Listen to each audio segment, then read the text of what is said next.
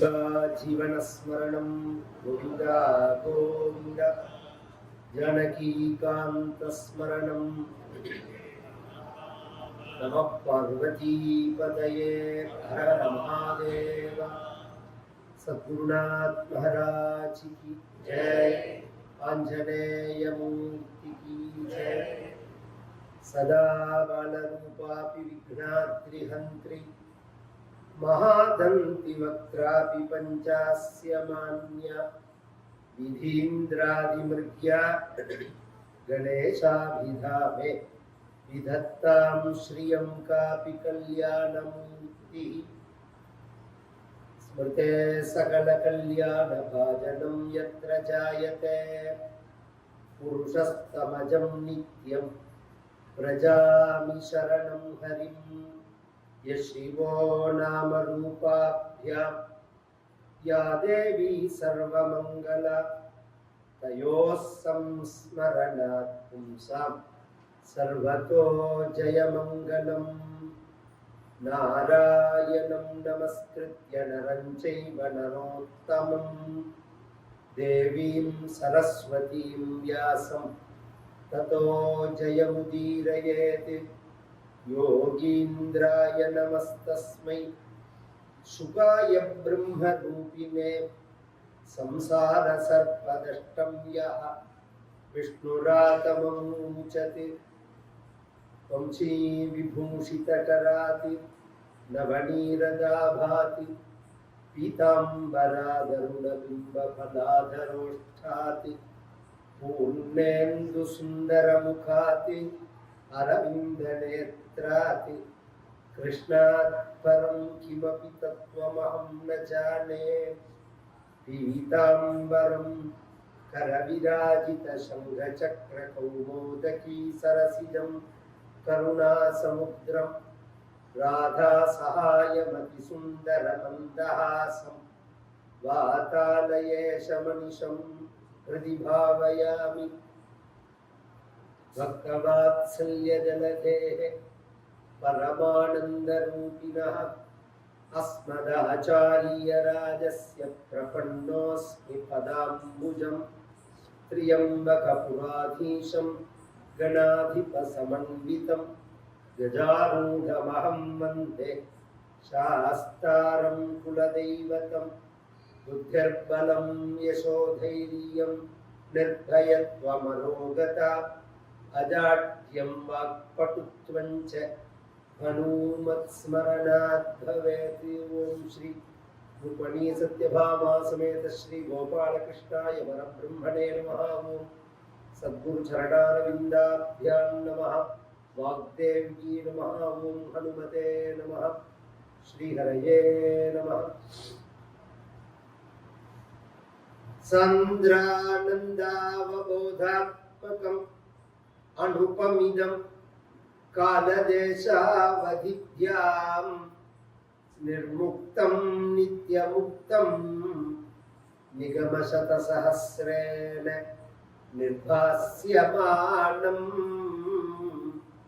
अस्पष्टं दृष्टमात्रे पुनरुरुपुरुषार्थात्मकं ब्रह्मतत्त्वं तत्तावत् भाति साक्षात् गुरुपवनपुरे हन्तभाग्यं जनानाम्। एवं दुर्लभ्यमस्तुन्यपि सुलभतया हस्तलब्धे यदन्यत् तन्वा वाचा धिया वा भजति अदजनः क्षुद्रदैव स्फुटेयम्। एते तावद्वयन्तु स्थिरतरमनसा विश्वपीडापहत्यै निशेषात्मानमेनं गुरुपवनपुराधीशमेव आश्रयामः। सूर्यस्पर्धिकिरीटम् ऊर्ध्वतिलक प्रोत्थासिफलान्तरं कारुण्याकुलनेत्रम् आर्द्रहसितोल्लासं सुनासापुटं गण्डोद्यन्मकराभ कुण्डलयुगं कण्ठोज्ज्वलकौस्तुभं त्वद्रूपं वनमाल्यारपटल श्रीवत्सदीप्रं भजे केयूराङ्गद कङ्कणोत्तममहारत्नाङ्गुलीयाङ्गित श्रीमद्बाहुचतुष्कसङ्गदगदा शङ्खारिपङ्केरुहा काञ्चित् काञ्चन काञ्चिलाञ्चिदलसत्पीताम्बरालम्बिनी आलम्बे विमलाम्बुजद्वितिपदा मूर्तिं तवार्तिच्छिदम् आलम्बे विमलाम्बुजद्वितिपदा मूर्तिं तवार्तिच्छिदम् செய்யப்பதியான பரம கருணாமூர்த்தியான கலியுக வரதனான பகவான் குருவாயூரப்பனுடைய சன்னிதானத்துல நாராயண பட்டாத்ரி அப்படிங்கிற ஒரு மகானால செய்யப்பட்ட ஸ்தோத்திரம் நாராயணீயம் அப்படிங்கிறது கோபாலபுரம் கிருஷ்ணன் கோவில்ல இன்றையிலிருந்து ஆகஸ்ட் 1ஆம் தேதி வரை 8 நாளைக்கு இந்த நாராயணியம் கோகுலாஷ்டமி உற்சவத்தை முன்னிட்டு கோபாலனுடைய கிருபையினால ஏற்பாடாகி உள்ள வந்தவுடனே அங்க பூஜை பண்ற அர்ச்சகாலாம் நீங்க எப்போ வருவேன்னு நாங்கெல்லாம் எதிர்பார்ப்போம் அப்படின்னா நான் சொல்லல, நான் எப்ப பார்ப்பேன்னு நான் நினைச்சிருந்தேன் கிருஷ்ணன். ஏன்னா இந்த எல்லாரும் வந்து உபன்யாசம் பண்ணிட்டு போற மாதிரி சாமான்யமா நான் வந்துட்டு போகலைங்க. இந்த கிருஷ்ணனுக்கு மூல மந்திரத்தினால விசேஷமா ஆயிரக்கணக்கான ஆவர்த்தி ஜபம் பண்ணி ஹோமம் பண்ணி அந்த கலசத்தை என் கையால அபிஷேகம் பண்ணிருக்கேன். கும்பாபிஷேகம் கிருஷ்ணனுக்கு வந்து விசேஷமா இது ஒரு ஒரு கிருபை பாக்கியம் எப்போதும் கிடைச்சிடாது, எல்லாருக்கும் கிடைச்சிடாது. எப்போதாவதுதான் யாருக்காவதுதான் கிடைக்கிறது. அதுதான் ஸ்மரணீயமான விஷயம். வாழ்க்கையில எத்தனையோ வகையான விவகாரங்களை நாம செய்யறோம். பொழுது விடிஞ்சா ராத்திரி படுத்துக்கிற பரியந்தம் குணக்குண சர்வித சர்வனானாம் அப்படின்னு பிரகலாத சுவாமி சொல்லுவார். சாப்பிட்றது, தூங்குறது, எழுந்தினோடனே பசிக்கிறது, சாப்பிட்றது, திருப்பி அது ஜெரிமானமாகறதுக்கு நடக்கிறது, திருப்பி பசி வந்தோடனே சாப்பிட்றது, தூங்குறது, இது சம்பந்தமான ஒரு சம்பாத்தியம். இதுக்கு தேவையானதை சம்பாதிக்கிறது. இதை தாண்டி நாம வேற என்ன சம்பாதிக்கிறோம்? ஏன் இதுல என்ன தப்பு இல்லை? இந்த உடம்புக்கானதான சம்பாத்தியம் தானே. இந்த உடம்பு என்னைக்கு இருந்தாலும் அனித்தியம். அனித்தியம்னா ஒரு நாளைக்கு இதை விட்டுட்டு தாங்க போவோம். அப்ப உள்ளத்துக்கு, ஆத்மாவுக்கு, மனசுக்கு சம்பாதிச்சுட்டாதான் அடுத்த ஜென்மாவுக்கு அதை கொண்டு போக முடியும். உடம்புக்காக மட்டும் சம்பாதிச்சுட்டோம்னா இந்த ஜென்மாவில உடம்போட விட்டு போக வேண்டியதா. இப்படி ஒரு உழைப்பு மற்ற மிருகங்கள்லாம் உழைக்கிறது. மற்ற மிருகங்கள் எல்லாமே உடம்புக்காக தானே வாழறது. அப்படி வாழ்ந்தோம்னா நமக்கு மிருகத்துக்கு வித்தியாசம் இல்லாம போயிடும். ஏதாவது ஒரு ஸ்மரணீயம், ஒரு நினைவு, ஒரு ஜபம், ஒரு உருக்கம், அதன் மூலமாக ஒரு அனுபவம், புலன்கள் இல்லாம மனசுல ஒரு சந்தோஷம் வரும். கண்ணால பார்த்தேன், காதால கேட்டேன், மூக்கால நுகர்ந்தேன் அப்படிங்கிறதெல்லாம் அதுக்கு பயிற்சி. இது எதுவும் இல்லாம ஒரு சமயத்துல நமக்கு கண்ணை மூடினாலே உலகாங்கிதமாகும். அந்த நிலையை அடையணும். அதற்கு ஆரம்ப நிலை இது மாதிரி ஒரு ஸ்மரணீயமான நினைவு நினைக்கக்கூடியதான ஒரு காரியங்களை நாம் என்ன செஞ்சோம் அப்படிங்கிறது தான் நம் வாழ்க்கையில நாம் பதிய வேண்டிய விஷயங்கள். நாராயண பட்டத்திரி அப்படிங்கிற மகான் பெரிய வித்வானவர். எத்தனையோ பக்தர்கள் ஈஸ்வரா அனுகிரகத்தினால பாடுவார். ரெண்டு விதமா இருக்கும். அது படிப்பறிவு இருந்திருக்காது. இறைவனுடைய அருளால ஸ்தோத்திரங்கள் பாடல்கள் வாக்குல வரும். அருணகிரிநாதர்கள் அப்படிதான். சில காளிதாசன் அப்படிதான். சில பேர் எடுத்துட்டோம்னா நல்ல படிப்பறிவு இருக்கும், பக்தி இருக்காது. பகவான் அவர்கள் வாழ்க்கையில விளையாடுவார். ஆச்சாரியாலே சொல்றாங்க, நகி நகி ரக்ஷதி துக்லிஞ்ச்கரணே அப்படிங்கிறார். அந்திம காலம் அப்படின்னு ஒண்ணு வரும்போது துக்லிஞ்ச்னா அது ஒரு ரூட்டர் தாத்துல ஒரு பெயர். அது சம்ஸ்கிருதத்துல கிராமர்னு வச்சுக்கோங்க. சம்ஸ்கிருத கிராமர் அது. அந்த ஞானமா உன்னை ரட்சிக்க போறது. பஜ கோவிந்தம் பஜ கோவிந்தம் பஜ கோவிந்தம் ரூடமதே அப்படிங்கிற ஆச்சாரியா. கோவிந்தனை பற்றி பெரும் படிப்பறிவு மட்டும் போறார். பொதுவா தகவல்களை தெரிஞ்சுக்கிறது வேற, அறியறது வேற. நாம வெறுமன தகவல்களை தெரிஞ்சுக்கிறதையே நாம அறிவுன்னு நினைக்கிறோம். நாம அதை விட நம்மளை விட நல்லா தெரிஞ்சது செல்வி கம்ப்யூட்டர் தானே. தெரிஞ்சுட்டா மட்டும் போதும், அதை அறியணும், உள்ளுக்குள்ள அறியணும், அனுபவிக்கணும். சில பேர் பிரவச்சனம் பண்றதே இந்த பக்தியினுடைய வேல்யூ புரியாம ஒரு சொட்டு கண்ணுல கண்ணீர் வர வைக்கிறதோ உள்ள முழுகிறதோ விஷயம் இல்லை. நமக்கு விஷயத்தை பேசணும் அப்படிங்கிறார். விஷயத்தை பேசுறதே ஞானத்துக்காக. ஞானம் நமக்கு அனுபவத்தில் இருக்கணும். சாஸ்திர ஞானமா இருக்கக்கூடாது, சமயக் ஞானமா இருக்கணும்.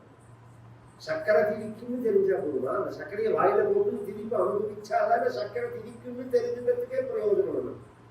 அப்படிங்கிறது அதை அடையலேன்னு தான் வருத்தப்படுவான்.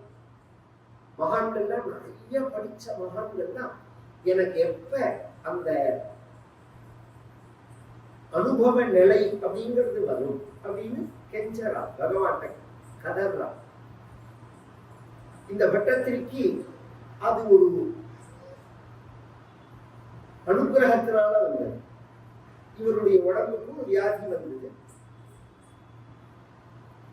அந்த வியாதியை போக்கிக்கிறதுக்கு என்ன வழி அப்படிங்கிறது மந்திரம் மணி ஔஷதம் அப்படின்னு சாஸ்திரங்கள் சொல்லும். மந்திரத்தினாலையும் மணிகளாலையும் ஓஷதிகளாலையும் வியாதியை போக்கிக்கும் அப்படின்னா சார் மந்திரம் தான் ஃபர்ஸ்ட். அப்புறம் இந்த மாதிரி ஸ்டோன் வேவ்ஸ், மூணாவது மருந்து அப்படிங்கிறது. இப்ப கீழே இருந்து ஆரம்பிச்சிருக்கோம் நாம. இப்ப சில பேருக்கு தோணும், இப்பதானே அறிவியல்ல நிறைய கண்டுபிடிச்சிருக்கா, அவர்கள்லாம் இந்த மந்திரத்தெல்லாம் ஒத்துக்கிறார்களா அப்படின்னு. பொதுவாகவே நம்ம கிட்ட இல்லாததை இன்னொருத்தர் நமக்கு சொல்லி கொடுக்கிற மாதிரி நம்ம வாழ்க்கை முறையோ நம்ம சாஸ்திரங்களோ நம்ம தேசமும் கிடையாது. நம்ம கிட்ட இருக்கிறத எடுத்துட்டு அதையே நமக்கு வேற ரூபத்துல அவர்கள் சொல்லி கொடுக்கறத நாம பெருமையா நினைக்கிறோம். பேர் தான் மாத்திக்கிறோம். நம்ம கிட்ட உள்ள நாலெட்ஜ் தான். அதை முதல்ல நம்ம கிட்டே எடுத்துட்டு நம்மளை முட்டாளா பண்ணிட்டு திருப்பி அந்த நாலெட்ஜையே அவங்க வியாபாரத்துக்கு பண்ணுவாங்க. அதுக்கு உதாரணம் பழைய வயசான வாழ்க்கை தெரியும். முதல்ல இந்த நாமெல்லாம் எதுல பல்லு தேய்க்கணும்? பல்பொடியில் இல்லை, சாம்பலும் கரியும் தான். எனக்கு தெரிஞ்சு நம்ம எங்க ஆத்துல எல்லாம் வாச பக்கம் வர வழியில பெறேன்னு இருக்கும். நிலப்படிக்கிட்டு ஒரு பெற இருக்கும், அதுல விபூதி இருக்கும். கொல்ல பக்கம் போற இடத்துல சாம்பல் இருக்கும். பள்ளி தேய்க்கிறதுக்கு சகஜமா இதைத்தான் தேய்ச்ச ஞாபகமே. அப்புறம் இந்த பேஸ்ட் அறிமுகப்படுத்தும் போது அவன் என்ன சொன்னா, சாம்பலையும் கரியையும் உப்பையும் தேவையா, என்ன பைத்தியமா அப்படின்னு சொல்லி நம்மளெல்லாம் ஏமாத்தி அந்த வியாபாரத்தை கொண்டு வந்து இப்ப என்ன சொல்றான், இந்த பேஸ்ட்ல உப்பு இருக்குங்களா, இந்த பேஸ்ட்ல சாம்பார் இருக்குங்கிறான். அதைத்தான நாங்க முதல்ல தெரிஞ்சுக்கணும். இது மாதிரிதான் எல்லாமே எல்லாமே இதை நம்ம புரிஞ்சுட்டா போதும். மந்திரம்ங்கிறது ஃப்ராடு, ஏமாத்தலா அப்படின்னு சில பேர்லாம் பிரச்சாரம் பண்ற, மந்திரத்துல மாங்காய் காட்டுமா அப்படின்னு. மந்திரம் உண்மைதான், அதை உபயோகிக்கிறவதான் ஃப்ராடு. ஜோசியம் உண்மை, ஜோசியர் பொய்யர். ஜோசியம் உண்மைதான், ஜோசியம் சொல்றவன் தான் பொய் சொல்றான். ஜோதிடம் சாஸ்திரம், இவன் எதையோ தெரியாத தெரிஞ்ச மாதிரி சொல்றானே தவிர எழுதி குடிச்சா அதுதான், அதை தாண்டி ஒரு நடத்த முடியாது அப்படிங்கிறதுதான் விஷயம். அது மாதிரி மந்திரங்களுக்கு பாருங்க, இந்த சக்தியை இப்ப ரிசர்ச்ல மேல வந்துட்டே இருக்கும். இது ஒரு வைப்ரேஷன், வெறும் சப்தம் இல்லை. இதுக்கு ஒரு சக்தி இருக்கு. இந்த சக்தியானது சில காரியங்கள் செய்யறது அப்படிங்கிறத ஒரு சாதாரணமா ஒரு புரியறதுனா சொல்றேன். நம்ம எல்லா ராத்திரியுமே ஒரு குடத்தை வச்சு, ஒரு மாவளை வச்சு, தேங்காய் வச்சு வேதத்தை சொல்லி அதை ஜெபம் பண்ணுவாங்க. அதுக்கு எஃபெக்ட் உண்டா இல்லையான்றத பெங்களூர்ல ரிசர்ச் பண்ணி அதை ரிப்போர்ட்டா கொடுத்துருக்காங்க. அதெல்லாம் தான் தெரிஞ்சுக்கணும் அதுக்கு என்ன எஃபெக்ட். சாதாரணமா இருக்கும் போதும் இவர்கள் வேத மந்திர ஜபம் பண்ணும் போதும் அந்த தண்ணீரில் உள்ள மூலக்கூறுல என்ன வித்தியாசம் இருக்கு அப்படிங்கிறத காமிக்கிறாங்க. இது மாதிரி மந்திரங்களுக்கு சக்தி உண்டு. அந்த மந்திரங்கள் சக்தி உள்ளதா இருக்கணும்னா அந்த மந்திரங்களை ஜெபிக்கிறவன் தகுதி உள்ளவனா இருக்கணும். அதான் இந்த விஷயம். ஆச்சார பிரபவோ தர்மா ஆச்சாரஹீனம் நபுனந்தி வேதாக. இந்த வேதம் இருக்கு பாருங்க. ஆச்சாரம் இல்லைன்னா வாக்குல ஒரே வார்த்தையை தானே, நான் சொல்றதுக்கு நீங்க சொல்றதுக்கு என்ன வித்தியாசம்? ஒரு குடிமை வச்சிருந்து 10 வருஷம் படிச்சவனை கூப்பிட்டு சொல்ல சொல்லணும், வேதம் படிச்சவர்களை கூப்பிட்டு சொல்ல சொல்லணும்னு ஏன் சொல்லுவானே, அதே வார்த்தையை நீங்களே சொல்லலாம். ஏன்னா இவர்கள் சொல்லும் போது அது மந்திரமா இருக்கு, மற்றவர்கள் சொல்லும் போது அது சப்தமா வெறும் வார்த்தையா. அந்த மந்திரமாறதுக்குள்ள தகுதி என்கிட்ட இருக்கணும். அது இல்லாம போனதுனால அந்த மந்திரம் வேலை செய்யலையேங்கிறதுக்காக மந்திரம் பொய்ன்னு ஆயிடாது. இது அடிப்படை. இவர் வியாதியை போக்கிக்கிறதுக்கு என்ன தீர்வு அப்படிங்கும் போது 48 நாள் கிருஷ்ணன் கோவில்ல கிருஷ்ணன் கோவில்ல, நம்ம கிருஷ்ணன் கோவில் மாதிரி குருவாயூரப்பனுக்கு கிருஷ்ணன் கோவில் தான் பெயர். இப்பதான் குருவாயூரப்பன்கிற பெயர் பிரசித்தமா போயிடுது. யாரா இருந்தாலும் நாராயணா, குருவாயூரப்பா என்ன சொன்னாலும் முடிக்கிறதே கிருஷ்ணா. நாராயணா கிருஷ்ணா, குருவாயூரப்பா கிருஷ்ணா, கிருஷ்ணர் தான். அந்த கிருஷ்ணன் கோவில்ல பஜனம் இருக்கணும். பஜனம்ங்கிறது ஒரு விரதங்கள் அனுஷ்டானம் பண்றதே ஒரு நாள் கணக்கு நம்ம சாஸ்திரங்கள்ல சொல்றது. 1 நாள் சொல்றது, 3 நாள் சொல்றது, 8 நாள் சொல்றது, 9 நாள் சொல்றது, 12 நாள் சொல்றது, 16 நாள் சொல்றது, 36 நாள் சொல்றது, 48 நாள் சொல்றது. இது எல்லாத்துக்குமே விளக்கம் உண்டு. இந்த 48 நாளைக்கு மட்டும் சொல்லிட்டு போறேன், அதுக்குள்ள எல்லாம் வந்துடும். ஒரு மண்டலம் இன்னைக்கு பிராச்சீனமா சபரிமலை போறவர்கள் ஒரு மண்டலம் விரதம் இருப்பாங்க. அது என்ன 48 நாள் கணக்கு அப்படின்னா ஒரு மண்டலம்னு பெயர். என்னத்தினால அந்த கணக்கு வர்றது அப்படின்னா 27 நட்சத்திரம், 12 ராசி, 9 கிரகம். இந்த 3ஐயும் கூட்டினா எவ்வளவு வரும்? 48. இதுக்குள்ளதான் நம்ம விவகாரம். நம்ம நாளை கணக்கு பண்ணும்போது இதுக்குள்ளதான் வரும் அப்படிங்கிறது. இதுல ஒண்ணு கூட மிஸ் ஆகாத படிக்க அவ 48 நாள் வச்சிருக்காங்க. இதுல ஒரு சூட்சம் இருக்கு. இது 46ஆவும் இருக்கும், 47ஆவும் இருக்கும், 48ஆவும் இருக்கும். பஞ்சாங்கத்தோட அடிப்படையில இருக்கும். ஏன்னா சில சமயம் பகல் கூட இருக்கும், ராத்திரி குறைச்சலா இருக்கும். சில சமயம் ராத்திரி கூட இருக்கும், பகல் குறைச்சலா இருக்கும். திதியில வித்தியாசம் வரும், திதித்வயம் வரும், நட்சத்திரத்துல மாறுபாடு இருக்கும். இதெல்லாம் அந்த விஷயம் தெரிஞ்சவா தான் புரிஞ்சுக்கணும். நாம திங்கட்கிழமைன்னா 7:09 ராகு காலம்னா 6 மணிக்கு உதயமானாதான் 7:09 ராகு காலம். பம்பாயில 7:15 போய் உத்தியோகம்னு சொன்னா உடனே 7:09 ராகு காலம் இல்ல, 8:45 தான் ராகு காலமே ஆரம்பங்க. இதை நாமும் தெரிஞ்சுக்கணும். ஆனா இந்த பஞ்சாங்கங்களே எதை உத்தேசிச்சு எழுதப்பட்டதுன்னா அந்தந்த ஊரோட அக்ஷய ரேகை அனுசரிச்சுதான் எழுதப்பட்டது. அதை அனுஷ்டானம் பண்ணுவோம். அப்புறம் நாம ஸ்ப்ரெட் ஆனதுனால அங்கங்க போய் நாம பண்றோம். நான் தஞ்சாவூர் ஜில்லால இருந்துட்டு மும்பாயிலே உட்காந்து நான் தஞ்சாவூர் ஜில்லாவில் உள்ள பஞ்சாங்கம் தான் நான் உபயோகப்படுத்துவேன்னு சொன்னா அது ஆரம்ப நிலைக்கு வேணா பொருந்துமே தவிர, ஒரு சமயம் நான் இருக்கும்போது கதை சொல்லும் போது மெட்ராஸ்ல கிரகணம் பம்பாயில கிரகணம் கிடையாது. நானே பார்த்திருக்கேன். சாயங்காலம் சந்திர கிரகணம் பௌர்ணமி எண்ணிக்கை ஆரம்பிக்கிறதே மெட்ராஸ்ல விடுறது. பம்பாய்க்கு வரதே கிரகணமே கிடையாது. சந்திரன் உதயமானது பம்பாய்க்காராளுக்கு கிரகணம் உண்டா கிடையாதுன்னா கிடையாது. மெட்ராஸ்காராளுக்கு கிரகணம் உண்டான்னா உண்டு அப்படின்னு இருந்தது. இதெல்லாம் அந்த நாலெட்ஜ் பழையபடி நாம் ரைஸ் பண்ணிக்கணும். யாரோ தப்புறா என்னமோ நடக்கிறது, நமக்கு என்ன சம்பந்தம் அப்படின்னு நினைக்க கூடாது. இதெல்லாம் பெரிய விஷயம். இந்த 48 நாள் பஜனம் இருக்கிற காலத்துல பாகவத பாராயணம் பண்ணுவார். பெருமிட பொழுதுபோக்க கூடாது. எதை சம்பாதிச்சாலும் சம்பாதிக்கலாம். வாழ்க்கையில இழந்ததை காலத்தை இழந்துட்டா சம்பாதிக்க முடியாது. போச்சுன்னா அதனால வியர்த்தமா காலத்தை போக்க கூடாது. காலக்ஷேபம் ந கர்த்தவியா. பின்ன எப்படி பண்ணணும்? கதா காலக்ஷேபா கர்த்தவியா, விருதா காலக்ஷேபா ந கர்த்தவியா. வெட்டியா பொழுது ஒரு நிமிஷம் போக கூடாது. பகவத் குணமோ பகவத் சம்பந்தமாவோ பொழுத போக்கலாம். ஆயுஷ் குறைஞ்சின்றே வரும். இவர் பாகவத பாராயணம் பண்ணும் போது அந்த பாகவதத்துல பல விஷயங்கள் இருக்கு. முதல் விஷயம் பரம வேதாந்த கிரந்தம் அது. ஸ்ரீமத் பாகவதே பாரமஹம்ஸ்யாம் சம்ஹிதாயாம் பிரதமஸ்கந்தே அப்படின்னு பாராயணம் பண்ணும்போது நாம கவனிச்சோம்னா பாகவதே பிரதமஸ்கந்தே பிரதமோத்தியாயான்னு வராது. பாரமஹம்ஸ்யாம் சம்ஹிதாயாம் அப்படின்னு வரும். ராமாயணத்தை எடுத்துட்டோம்னா வித்யாரிஷே ஸ்ரீமத் ராமாயணே அப்படின்னு வரும். ஆர்ஷம்னா வேதம்னு அர்த்தம்.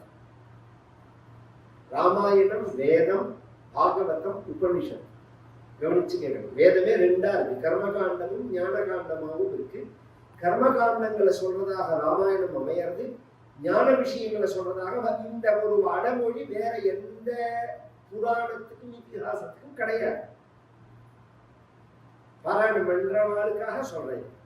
அப்படி பண்ணும்போது இவர் சாஸ்திரங்களை வாசிச்சிருக்கார். பொதுவா நிறைய பேர் நாராயணிய கிளாஸ் அட்டன் பண்றா, நாராயணிய பாராயணம் பண்றா. அதுக்கு ரொம்ப மகிமை உண்டு. அதுக்கு அர்த்தம் தெரியலன்னாலும் நாராயணிய சப்தங்களை நாம சொன்னாலே குருவாயூரப்பனுக்கு தெரியும் போதும். ஆனா ஒரு விசேஷம் என்னன்னா, பாகவதம் முழுமையாக தெரிஞ்ச பிறகு நாராயணியம் வாசிச்சா ஆனந்தமா. எவ்வளவு பெரிய புத்திசாலி நாராயண பட்டத்திலேன்னு தெரியும். ஒரு சப்ஜெக்ட் ஒரு விஷயத்தை கூட மிஸ் பண்ணிருக்க மாட்டாரு. முக்கியமான ரசமான விஷயங்களை வீண் பேச்சு பேசிக்க மாட்டார். இந்த பக்தியை தவிர பெரிய விஷயங்களையும் பேச மாட்டார். முழுக்க முழுக்க பக்தி ரசமா தான் கொண்டு போயிருக்கிறார். அது வேதாந்தங்களை பத்தி பேசினாலும் நிறைய தத்துவங்களை பத்தி பேசினாலும் இவர் பக்திக்கு முக்கியத்துவம் கொடுக்கிறார். ஏன் அப்படின்னா அதெல்லாம் படிச்சுட்டும் அதால போகாத வியாதி பக்தியினால போகிறதுனாலதான் இவர் முக்கியத்துவம் கொடுக்கிறார். நம்ம சாமர்த்தியத்துல இல்ல வாழ்க்கை. முதல்ல எல்லாரும் புரிஞ்சு, நம்ம சாமர்த்தியத்துக்கு வாழ்க்கை கிடையாது. உழைப்புனால ஒருத்தன், அறிவுனால ஒருத்தன் அனைத்தையும் அடையலான்னா உலகத்துல உழைப்பாளிக்கு பஞ்சம் கிடையாது, அறிவாளிக்கு பஞ்சம் கிடையாது. அப்ப நீங்க உழைக்க வேண்டாம்னு சொல்றீல்ல, அறிவு வேண்டாம்னு சொல்றீங்கன்னா அப்படி சொல்லல. மகா அறிஞனான வள்ளுவர் சொல்லும் போது முயற்சிதன் மெய்வருத்த கூலி தரும்னு சொல்லி நிறுத்தல். அவர் தெய்வத்தாலாகாது எனினும் அப்படிங்கிறார். ஒரு வார்த்தையை ஆட் பண்றாரு. நம்மளை முதல்ல ஒரு குட்டு குட்டி உட்காந்து வச்சுட்டோம், அப்புறம் முயற்சி தன்மை விதைத்த கூலி தருங்கிறார். நான் எல்லாத்தையும் பெறச்சுடுவேன்னு நினைக்காத, தெய்வத்தால் ஆகாது எனினும் முயற்சி பண்ணலாம். முயற்சிக்கு தான் தெய்வம் பலதாதாவா இருக்கே தவிர சும்மா உட்கார்ந்தா சோறு போடாது. ஆனா உனக்கு கிருபை பண்றது தெய்வம் தானே தவிர உன்னோடது. ஒரு புரிகிறவன் சொல்ல, ஒரு துணிய உழுது விதைய போட்டு ஜலம் விட்டா விவசாயம் அது செடி முளைச்சு காய்ச்சி வளரும். இதுல நம் பங்கு என்ன, தெய்வத்தோட பங்கு என்ன? பூமியை உழுது விதைய போட்டோம், ஜலத்தை ஊத்திரும். இது மட்டும்தான் நம்ம வேலை. பூமியை நாம படைக்கல, விதைய நாம படைக்கல, ஜலத்தை நாம படைக்கல, விதைய உழைக்கிற மாதிரி நாம செய்யல, அது செடியாகிற மாதிரி நாம் செய்யல, அது காய்க்கிற மாதிரி நாம் செய்யல. எல்லாம் இயற்கையா நடக்கிறது. சத்து உள்ள இருந்து பகவான் நடத்துறாங்க அப்படிங்கிறது. அப்ப தெய்வம் தான். ஆனா நீ விதை எடுத்து போட்டு ஜலம் ஊத்தினாதான் செடி வரும் அப்படின்னு ஒரு வேலையை வச்சிருக்கான் பகவானோட. இந்த இந்த கனெக்டிவிட்டியை மட்டும் புரிஞ்சுட்டா போதும். இந்த அகம்பாவம் இல்லாம இருக்கணும், அதான் விஷயம். அகம்பாவம் இல்லாத நிலையை அவர் அப்பதான் அடையலாம். நாராயண கிட்ட இதனால நிறைய பொதுவாவே நார்மலாவே படிப்பு கர்வத்தை கொடுக்கும். நல்ல விஷயத்தை படிச்சாலே கர்வத்தை கொடுக்கும். அதனாலதான் வித்யா ததாதி வினயம். வித்யா என்னத்தை கொடுக்கணும் நமக்குன்னா பணிவதான் கொடுக்கணுமே தவிர கர்வத்தை கொடுக்க கூடாது அப்படின்னு. சாஸ்திரங்கள்ல படிச்சாலே பணிவதான் வேணும் அப்படின்னு நாம நினைக்கணும்னா குப்பை படிப்பை படிக்கிறது திமிர் தானா வரும். அதுவும் எப்படி வருதுன்னா, எல்லாரும் முட்டாள் பசங்கள், அறிவியல் விஞ்ஞானம் முன்னேற்றம், நாம தான் அறிவாளி. இதுல ஒரு ஆச்சரியம் என்னன்னா, நிஜமாவே நீ அதை முழுசா தெரிஞ்சுன்னு அந்த வார்த்தையை சொன்னா கூட நான் சமாதானமா இருக்கேன். ஒரு செல்லை எடுத்து நாம உபயோகப்படுத்துறோம், சார் பேசுறோம், அதை தாண்டி அது இப்படி இருக்குங்கிற சப்பட்ட மாதிரி மைசூர் பார் மாதிரி இருக்குங்கிறது தான் நமக்கு தெரியும். அதுல என்ன வேலை செய்யறது ஏதாவது தெரியுமா நமக்கு? அதை பத்தி நான் நாலஞ்சு ஏதாவது நமக்கு உண்டா? அப்புறம் நான் கண்டுபிடிச்சேன், எவனோ ஒருத்தன் கண்டுபிடிச்சா 30 பேர், அதை 30,000 பேர் 30 கோடி பேர் உபயோகப்படுத்துறாங்கன்னா எல்லாருமே அறிவாளின்னு ஆயிட முடியுமா? அதை அனுபவிக்கிறான்னு அர்த்தம். நாம அப்ப செல்லுன்னா என்ன, இது எப்படி வேலை செய்யறது, இதுக்கு என்ன இது அப்படிங்கிறத கொஞ்சமாவது தெரிஞ்சுட்டா ஒன்னு அறிவாளின்னு சொல்லலாம். அதை பத்தி ஒன்றும் தெரியாது உனக்கு. அப்புறம் நீ ஆகலுக்கு சரி எப்படி நினைக்கலாம் நீ? அது மாதிரி நம்ம வாழ்க்கையில லௌகீகமான படிப்புகள் நமக்கு திமிர கொடுக்கும், படிப்பே திமிர கொடுக்கும்.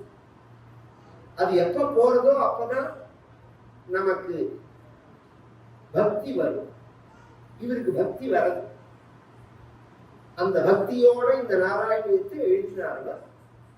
இது ஒரு 500 சொச்சம் வருஷம் முன்னாடி, 550 வருஷம், 510 515 வருஷம் முன்னாடி இவர் செஞ்ச காரியம். 1100 சொச்சம் ஸ்லோகம், 100 தசகம்.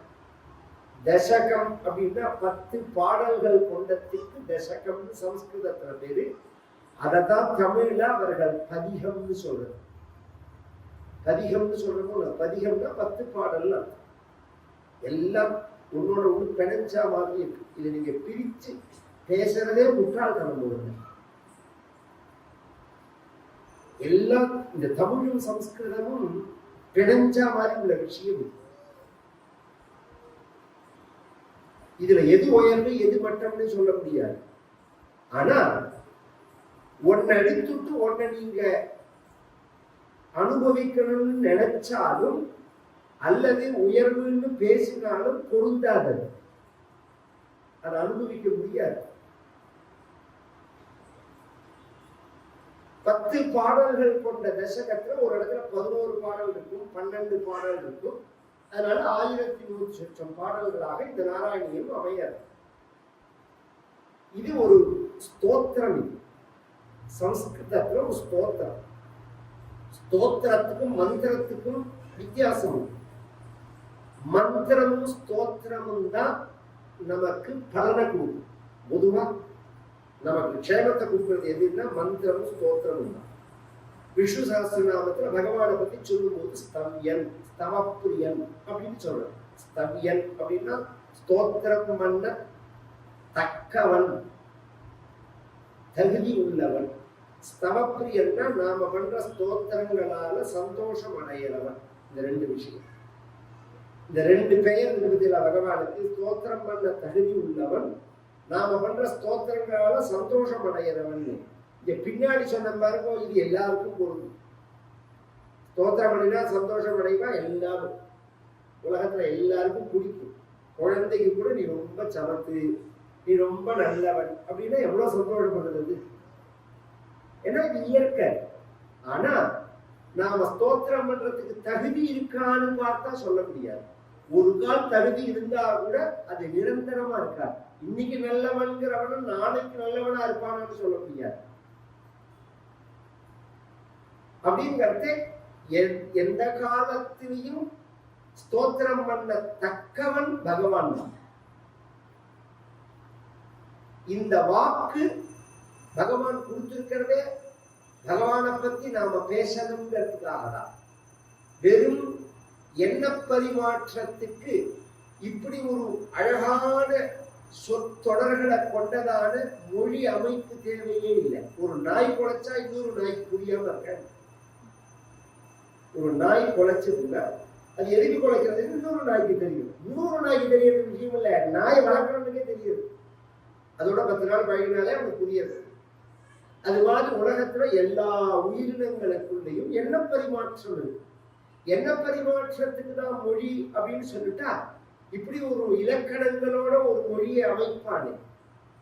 அப்ப இதோட பிரயோஜனம் என்ன அப்படின்னா, இத்தனை மகிமை உள்ள பகவானை பத்தி நாம பேசணும்.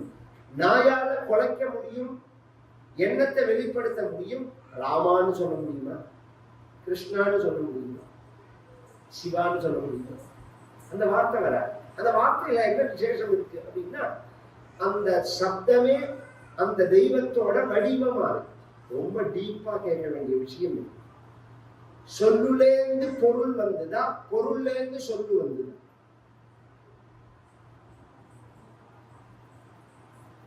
உலக படைப்பு எதுப்படின்னா சொல்லுலேருந்து தான் பொருள், சொல்லேருந்து தான் பொருள். லௌகீகமாவே சொல்றேன். இன்னைக்கு என்ன சமையல் பண்ணலாம் அப்படின்னு மாமி கேட்டான்னா, நீங்க கத்திரிக்காய் கறி பண்ணு அப்படின்னு ஒருத்தர் சொன்னான்னா, சொல்லும் போது கத்திரிக்காய் கறி இல்லை, அந்த சொல்லு மட்டும்தான் இருக்கு. அப்புறம் தானே அதுக்குள்ள பொருள் வரும். அது சரி சார், அந்த கத்திரிக்காய் கறிங்கிறதுக்கு இதுதான் அர்த்தம்ங்கிறது பொருளாதான நாம அறிஞ்சுக்கிறோம். நமக்கு எப்படி தெரிஞ்சது? ஏற்கனவே ஒரு தடவை கத்திரிக்காய் கறி பண்ணியிருக்கோம், அதனால அப்படி தெரியாது அப்படின்னா. சரி, ஏற்கனவே கத்திரிக்காய் கறி பண்றது அன்னைக்கு காலத்தாலும் இருந்தாலும் சொல்லியிருப்பாங்க, கத்திரிக்காய் கறி பண்ணதான் சொல்லியிருப்பாங்க. அப்ப இது ஒரு தொடர். அழகிலா விளையாட்டுடையார் அன்னவர் தலைவருக்கே சரண் நாங்களே. கம்பர் சொல்றாரோ இந்த இடத்துதான் சொல்றார். உலகம் யாவையும் தாமுளவாக்கலும் நிலை பெறுத்தலும் நீக்கலும் நீங்கிலா.